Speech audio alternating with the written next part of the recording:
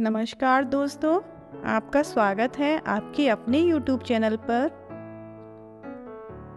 आज की कहानी है एक व्यापारी के बारे में। कैसे एक व्यापारी ने अपनी अहमियत दूसरों को समझाई। एक बार एक व्यक्ति जीवन में अपनी असफलताओं से हताश होकर चुपचाप बैठा हुआ था। उसकी निराशा देख भगवान स्वयं उसके सामने प्रकट हुए। उस व्यक्ति ने भगवान से पूछा, मैंने अपने जीवन में बहुत कड़ी मेहनत की, लेकिन मुझे अब तक सफलता नहीं मिली। मैं लगातार असफलता प्राप्त करते जा रहा हूँ। अब आप बताइए कि मेरे जीवन की क्या कीमत है। इस पर भगवान मुस्कुराए और मुस्कुराते हुए एक लाल चमकदार छोटा सा पत्थर थमा दिया। व्यक्ति ने पूछा, इस पत्थर का मैं क्या करूं? ईश्वर ने कहा, इस पत्थर को लेकर जाओ और बाजार में इसकी कीमत जानकर आओ। ध्यान रखना, इस पत्थर को बेचना नहीं है। ईश्वर के कहे अनुसार उस व्यक्ति ने उस लाल चमकदार पत्थर को लेकर बाजार में उसकी कीमत का ज्ञात करने के लिए निकल पड़ा। सबसे पहले उसे राह में एक संतरा बेचने वाला आदमी दिखता है। वह सबसे पहले उस आदमी के पास जाता है और पूछता है, भाई, तुम इस लाल रंग के पत्थर का क्या कीमत दोगे? संतरे वाला पत्थर के सुंदर रंगों को देख कहता है, तुम इस पत्थर के बदले में मुझसे 5-6 संतरे ले जा सकते हो। व्यक्ति ने कहा कि मुझे तो इस पत्थर को बेचना नहीं है। यह कहकर वह आगे बढ़ जाता है। आगे राह में उसे एक सब्जी वाला दिखाई देता है। उस सब्जी वाले से वह पूछता है, भाई, तुम इस लाल रंग के पत्थर के कितने पैसे में खरीदोगे? सब्जी वाला भी उस पत्थर की खूबसूरती से आकर्षित होकर कहता है कि तुम्हें इस पत्थर के बदले में मैं 1 बोरा आलू दे सकता हूँ। बताओ, बेचोगे इस पत्थर को? व्यक्ति कहता है, नहीं, मैं इस पत्थर को बेचना नहीं चाहता।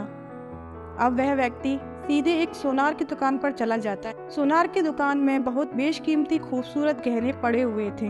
वह व्यक्ति उस सोनार को उस पत्थर को दिखाते हुए पूछता है, इस पत्थर की कीमत क्या लगाओगे?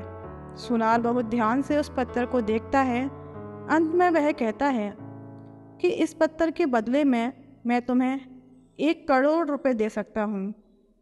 लेकिन वह व्यक्ति बोलता है कि मुझे इस पत्थर को नहीं बेचना। सोनार को लगता है कि शायद दाम कम बता रहा हूँ, इसलिए वह पत्थर को बेचने से मना कर रहा है। इसलिए सोनार पत्थर की कीमत बढ़ाकर 2 करोड़ रुपए कर देता है। लेकिन वह व्यक्ति तब भी यही कहता है कि मैं इस पत्थर को बेच नहीं सकता। सोनार की दुकान से निकलकर वह व्यक्ति अब हीरे की दुकान में घुसता है, जहाँ पर बहुत बेशकीमती रत्न पड़े हुए थे। व्यक्ति हीरे की दुकानदार को पत्थर दिखाते हुए इसकी कीमत पूछता है।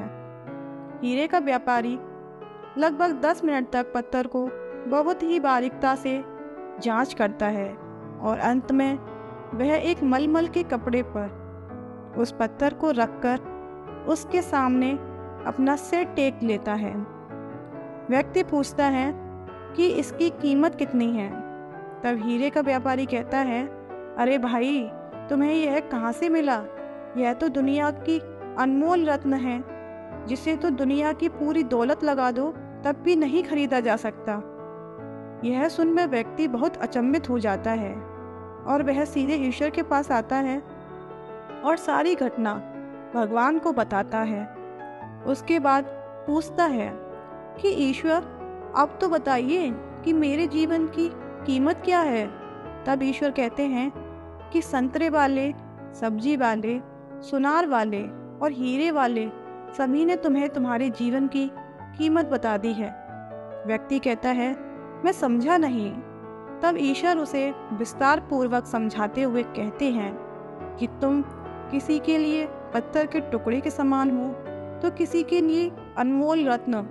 जिस तरह सबने अपनी अलग अलग जानकारी के हिसाब से इस पत्थर की कीमत बताई, लेकिन उस हीरे के व्यापारी ने इस पत्थर की असली पहचान कर ली। ठीक उसी तरह इस दुनिया में तुम कई लोगों के लिए एक मामूली इंसान हो, भले ही तुम में कितना भी हुनर क्यों ना हो, लेकिन वक्त के साथ यह हुनर ज़रूर निखर कर आता है। बस तुम्हें परिश्रम और धैर्य की ज़रूरत है।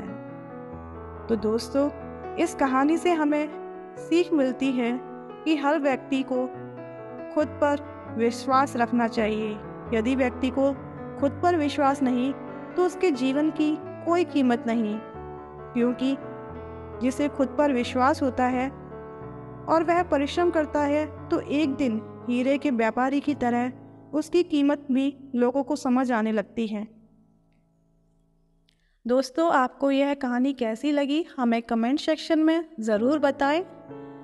ऐसी ही और कहानी देखने के लिए हमारे चैनल को सब्सक्राइब करें, लाइक करें और शेयर करें। धन्यवाद।